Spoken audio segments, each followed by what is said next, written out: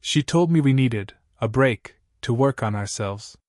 2 days later, I saw her holding hands with a guy I used to mentor. When I confronted her, she said, "You were always second place." I smiled. Said, "Good. Then you won't mind losing everything when..." I'm Mark. I'm 38, living in Fort Collins, Colorado. I own and run a local auto body shop that's been in my family for years. My dad built it from nothing. When he died, I took over. I've worked hard my whole life. I'm not flashy, not rich, but I'm stable. I pay my bills, treat people right, and I've never been the kind of guy to screw someone over. I thought that counted for something. I was with Courtney for 8 years. 8 long years. We met through some mutual friends at a 4th of July cookout in 2016. She was outgoing, funny, knew how to talk to anyone. I'm quieter. More reserved. She liked that I could listen. I liked that she could light up a room. At first, we worked. She was in marketing. Loved to talk about goals, growth, branding, that kind of stuff. I was more practical, hands-on. She'd tease me for being too serious. I'd tease her for being dramatic. It was playful until it wasn't. Our problems didn't show up overnight. They crept in. Small things, her getting frustrated when I stayed late at the shop. Me getting annoyed when she spent hundreds on self-care, weekends. But nothing major. Or at least I didn't think it was. I thought we were heading toward marriage. I even bought a ring. It was tucked away in my nightstand for almost 6 months. I kept putting off the proposal, waiting for the right time. I guess part of me sensed something was off, but I didn't want to believe it. Then, out of nowhere, she sits me down on a Thursday night after dinner. I'll never forget the way she looked, calm, too calm. "I need a break," she said. I blinked. "A break? I need space. I need to work on myself. I've been feeling lost." I asked her what brought this on. She said it wasn't anything I did. She just didn't feel like herself. That she needed time. I asked if there was someone else. She said no, definitely not. She said she still loved me, just didn't know how to be in a relationship right now. I told her I didn't understand, but I wasn't going to stop her. I wasn't going to beg someone to stay. I respected her enough for that. Or I thought I did. She packed a bag and left that night. 2 days later, I was downtown grabbing lunch. There's this little cafe on College Avenue we used to go to. I was walking past it when something caught my eye. There she was. Courtney. Sitting outside at a table, laughing. With Trevor. She was holding his hand. Trevor. That name still makes my stomach turn. Trevor used to work for me. I met him 3 years ago. He was barely 22, fresh out of trade school, no car, no family that gave a damn. His stepdad kicked him out, and he was sleeping in his car when he applied for a job at my shop. I gave him work. Gave him a place to stay for 3 months until he could get back on his feet. Taught him the trade. Let him borrow tools, drove him to job interviews when he wanted to try something different. Treated him like a damn brother. And now he was sitting there, in my seat, smiling at Courtney like he'd earned it. I didn't lose it. I didn't scream. I walked past like I didn't even see them. Got back in my truck. But I couldn't drive away. My hands were shaking. I was gripping the steering wheel so hard my knuckles turned white. After a few minutes, I got out and walked back. I wasn't going to let it go. They saw me. Courtney's smile dropped immediately. Trevor looked nervous, like a kid who just got caught stealing. I walked up to their table. "Mark," she said. Her voice was small. I looked right at her. "I thought you needed space." She stood up. "This isn't, don't lie," I said. "You left 2 days ago saying you needed to work on yourself. Now I find you here with him? You were already with him when you left, weren't you?" She didn't answer. Just looked away. Trevor finally spoke. "It just kind of happened." "No, it didn't," I snapped. You don't accidentally hold hands with someone. You don't accidentally lie to someone who took you in like family. Then Courtney said it. You were always second place, Mark. I blinked. What? You were second to your work. Second to your pride. I needed more than just someone who paid bills and fixed cars. I needed someone who made me feel alive. Trevor made me feel that. I don't remember everything I felt in that moment. Rage. Sadness. Mostly disappointment. I smiled. It wasn't fake. It was the smile of a man who had just found clarity. Good, I said. Then you won't mind losing everything when I'm done. I turned and walked away. She yelled something after me. I didn't hear it. I got in my truck and drove home. And that night, I opened a new folder on my computer. I named it The Cleanup. If they wanted to burn everything down, I was going to make sure they felt the heat. The next morning, I called my lawyer. His name's Alan. Been with him for years. Helped me handle contracts, employee disputes, licensing, nothing like this. But I trusted him.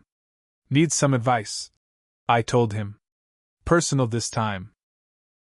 We sat down the next day over coffee. I told him everything, about Courtney, the break, the lie, Trevor. Alan didn't say much while I talked. Just listened. Then he leaned back and said, You sure you want to play this out legally? I nodded. I want everything done clean. No drama. Just consequences. He agreed to help. We talked about assets. Courtney's name was still tied to my business bank account. Stupid move I made a few years ago when she helped me with some marketing. I trusted her. Let her co-sign the account. Never thought she'd use it. I also found out she had access to some of our shop systems, social media, client emails, branding files. Stuff she set up.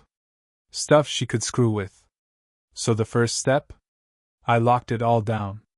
I froze the joint account. I changed passwords. I removed her access to everything related to the business. Even the Wi-Fi login at the shop. Then I went deeper. I started going through our shared storage drive. That's when I found something that turned my stomach. Courtney and Trevor had been talking for months. Old messages. Flirty emails. Photos. One file was a vacation itinerary to Arizona from 2 weeks before she needed space. Dates lined up perfectly. I remembered her telling me she was going on a solo wellness retreat. No. She was with him.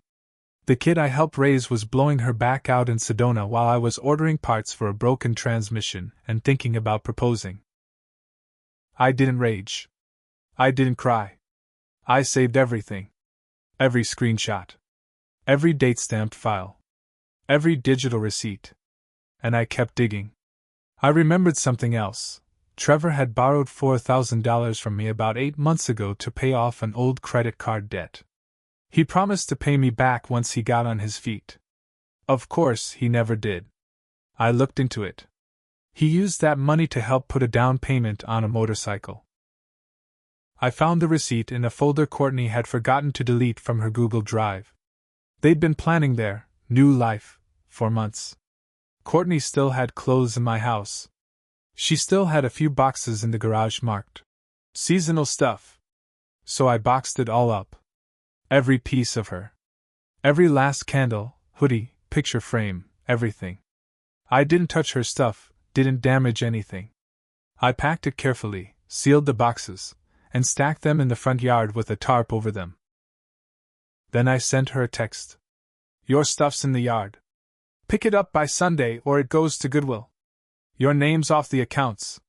Don't come near my shop. She replied 10 minutes later. This is petty, Mark. I thought you were better than this. I didn't answer. Didn't need to. That weekend I told my employees what was going on. Not all the details, just enough. That Trevor wouldn't be returning. That there had been a breach of trust. No one argued. Most of the crew didn't even like him. One of the younger techs, Jesse, said Trevor was always bragging about upgrading his life. Guess we know what that meant now, Jessie said, spitting into a trash can. But that wasn't the end. Monday morning, I got a call from a client, an old couple I'd done regular work for. They said someone had called them and told them my shop was under new management, and that prices were going up. I knew immediately. Courtney. She still had the client list from the marketing side. And she was trying to sabotage my work. So I called Alan again. Told him what was happening. He sent a formal cease and desist letter to her and a digital takedown request to the hosting platform that still had her contact info linked to my website. She backed off, for now. But I wasn't done. One of the last things Courtney said stuck with me. You were always second place. That kept me up at night. Second place? To what? To some kid with a fake tan, cheap cologne, and no spine? I wasn't just going to sit around and lick my wounds. So I started rebuilding. I hired a new marketer, someone who came highly recommended from a buddy in Denver. A no-nonsense woman named Carla. She helped me rebrand the shop, push new ads, clean up the client base, and update the site. Within 3 weeks, business was up. And something else happened. Courtney's new freedom lifestyle started to crack. A mutual friend texted me a screenshot from her Instagram story. It was her and Trevor, arguing in the parking lot of a bar. She took it down within an hour, but not before a few people saw it. Another week later, I got a message from Trevor's old roommate. Said Trevor had moved in with Courtney right after the break. Said he was already behind on rent and mooching off her. He asked me if I still had the spare engine block I promised Trevor last year. I told him no, and to tell Trevor to go to hell. It was all starting to fall apart. And I hadn't even made my biggest move yet. About a month after everything blew up, I got a call from my accountant, Deborah. She's been with me since the day I took over the shop. Real sharp, no bull. She said, "Hey Mark, I've got a question. Did you authorize this charge?" She read off an expense from my business card, $3,216 to a luxury hotel in Aspen. The date? 2 weeks before the break. I hadn't been to Aspen in over a year. Courtney had. I went back into my records. Found 4 more charges, restaurant bills, massage spa, some boutique clothing place, even a $700 wine bar tab. Every single one had been charged to my business card. Not the personal one. The business one I'd let Courtney use occasionally for work expenses when she did ad campaigns for the shop. She'd kept it. And she'd used it. That was fraud. I called Alan again. "Do you want to press charges?" he asked. I told him not yet. See, I wanted her to know I had her cornered before I lowered the boom. I wanted her to feel the walls closing in. So I waited. Then I sent her a message. Just one line. "I know about Aspen. We need to talk." She replied fast. "What do you mean?" I didn't answer. The next day, she showed up at my house. First time I'd seen her in person since that cafe. She looked worse. Eyes puffy. Hair messy. She tried to act like nothing was wrong. "Can we talk?" she said from my porch. I stepped outside. Didn't let her in. She started rambling. "I know I hurt you. But things haven't been easy with Trevor. He's not who I thought he was." I stayed quiet. "He's childish. Moody.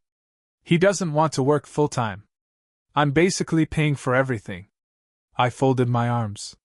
"You chose him. I made a mistake." She was trying to cry. I wasn't moved.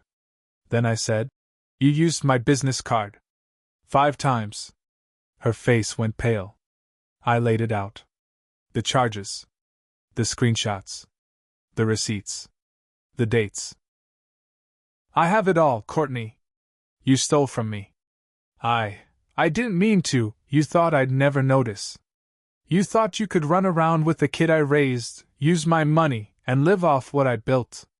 She went quiet. "I'm giving you a choice," I said. "You pay it all back. Every cent. or I press charges for fraud and theft. And yes, I have the lawyer. I have the proof. I even have your little vacation selfies. Don't test me. She begged. Said she'd pay it. Asked me not to ruin her life. I told her. You ruined your own life. She left crying. But I wasn't done. I had one more piece to play. Trevor had landed a job with a local tuning garage 6 months back, while still working for me part-time. The owner, Chris, was someone I knew. We weren't close, but we respected each other. I gave him a call. Told him everything. Chris didn't say much, just, I don't like rats. I'll handle it. That same week, Trevor got let go. No reference. No explanation. Then something else came in. A message from Trevor. First one since it all happened. You didn't have to go that far, man. I was trying to move on. I finally replied. You tried to move on using everything I gave you. You forgot who taught you how to get where you are. Now you can figure it out without me. He left it on read. By the end of that month, Courtney had paid back $2,000 in chunks. Then the payments stopped. Alan said if she missed another, we'd file. I wasn't bluffing. And the best part? My business? Thriving. Customers who heard rumors started coming in with sympathy and support. Word travels fast in a town like Fort Collins. People knew I'd been done dirty. But I kept my mouth shut. I let my work talk for me. And every time someone came in and said, Man, I heard about that mess. How you holding up? I'd just smile and say, Better than ever. What they didn't know was that I had one final move planned. Something I'd been waiting on. Something that would make sure this whole thing ended on my terms. About 6 weeks later, I got an email from the Fort Collins Chamber of Commerce. They were putting together a small business spotlight feature for the local paper and asked if I'd be interested. Said they'd heard good things from recent customers. Wanted to do a write-up on local leaders rebuilding with integrity. I smiled when I read that word, rebuilding. I said yes. The day the article came out, I walked into the shop, tossed the paper on the front counter, and let my crew read it. Jesse whistled. Damn, they made you sound like a war hero. The article talked about my business, how I'd come back stronger, how I'd stayed honest in a world full of shortcuts. There was even a quote from a longtime client saying, Mark's one of the few people left who still does right by people. It was a small piece, but it mattered. Especially because I knew Courtney would see it. Everyone in town read that paper. I made sure a few of her close friends got copies. I wanted her to read every word of what she lost. But that wasn't the big move. That came a few days later. One morning, I got a knock at the shop just before opening. It was a woman in her 40s, looked tired, pissed off, and holding a folder. You Mark? She asked. I am. I'm Trevor's landlord. That got my attention. She handed me the folder. Inside were photos of damage, holes in the drywall, broken blinds, and unpaid utilities notice. He used you as a reference when he applied. Said you were like family? Said you'd vouch for him?